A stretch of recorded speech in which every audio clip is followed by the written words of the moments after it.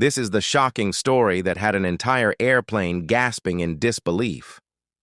A smiling black family boards a flight for what was supposed to be a dream trip, but just minutes later, they face humiliation from a flight attendant who didn't know her career was about to end before the seatbelt sign even turned off.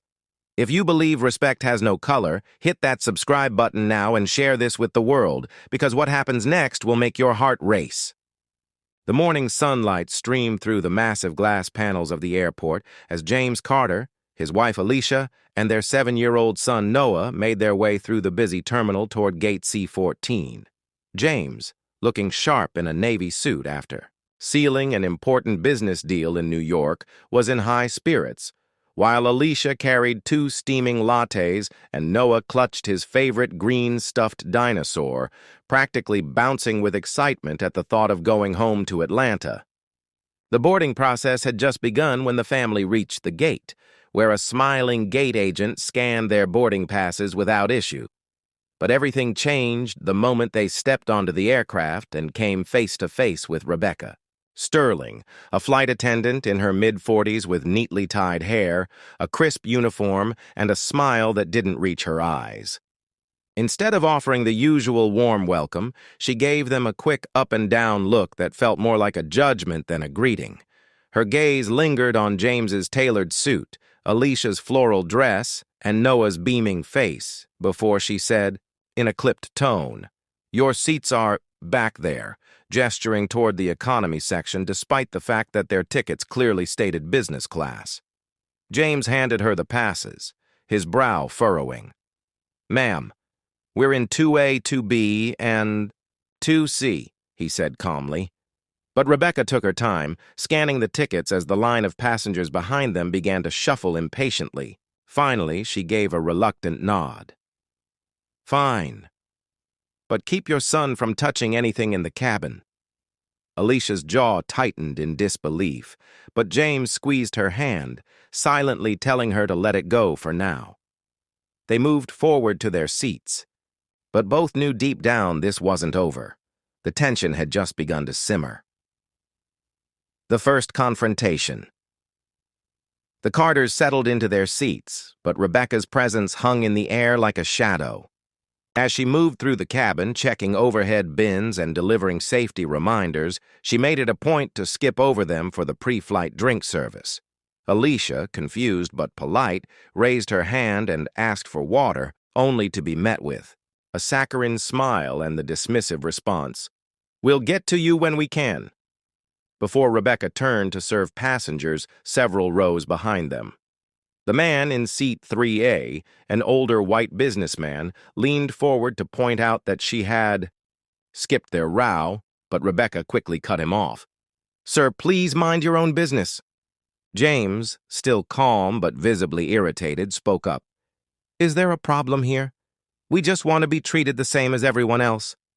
Rebecca's smile dropped completely as she leaned in and replied, "I'm following procedure, sir. If you're uncomfortable, perhaps you should reconsider flying with this airline." A few passengers nearby began to exchange concerned glances, and Alicia felt her face grow hot with humiliation, while Noah, sensing the tension, hugged his stuffed dinosaur tightly. Rebecca wasn't done. She lowered her voice and said, "Some people don't understand that certain cabins are reserved," her tone making the implication unmistakable. James sat frozen for a moment, processing her words while the captain's voice suddenly echoed through the cabin, calling the crew to prepare for takeoff. James met Alicia's eyes and thought to himself, 5 minutes. She's not going to get away with this. The turning point. As soon as the plane leveled off, Rebecca returned holding a form in her hand. "Sir, I'm going to need to verify your payment method for these seats," she said, her voice dripping with false professionalism. James stared at her in disbelief. No one else had been asked for such verification. Before he could respond, the businessman in 3A suddenly stood up, his voice booming over the murmur of the cabin. "This is harassment. I've flown with this airline for 30 years, and I've never seen anything like this. The captain needs to know." Now! Rebecca stiffened and told him to sit down, but another passenger in row 5 had already begun recording the scene on her phone. The murmurs turned into whispers of outrage, passengers now openly watching. James finally spoke, his tone low but firm. "You've disrespected my family 3 times in 15 minutes. You've implied we don't belong here. You've singled us out without cause. And here's the part you didn't think about."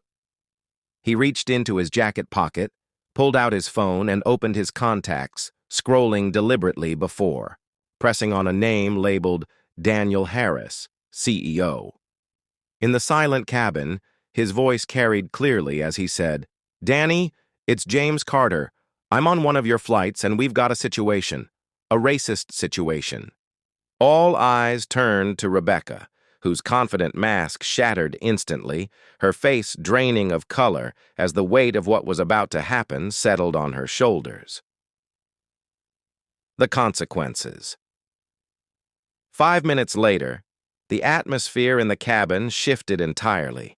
The lead flight attendant appeared, speaking urgently to Rebecca in hushed tones, and then, in an almost unprecedented move, the captain himself emerged from the cockpit. "Mr. Carter," the captain began, his voice steady but firm, "I've spoken directly to the CEO. On behalf of the airline, I deeply apologize. This behavior is unacceptable and will not be tolerated." Rebecca's lips trembled as she started to speak. "Captain, But he cut her off sharply. "You're relieved of your duties for the remainder of this flight. You will be met by HR and security when we land." The businessman in 3A started clapping, soon joined by the rest of the passengers in the cabin, until the applause became a wave of support that filled the air. Alicia's eyes shimmered with emotion. Noah smiled wide, though he didn't fully grasp the situation, and James simply nodded in acknowledgement, his dignity intact. Rebecca, pale and silent, was escorted to the back of the plane, where she sat isolated until landing. When the aircraft touched down, several reporters and cameras were waiting, as the passenger video had already gone viral online. That evening, the airline released a public statement. "We do not condone discriminatory behavior of any kind. The crew member involved has been terminated, effective immediately." The Carters walked out of the terminal hand in hand, their heads held high, knowing they had not only stood up for themselves, but had also made a statement heard across the nation, a reminder that respect is not optional and justice can be served sometimes in a matter of minutes.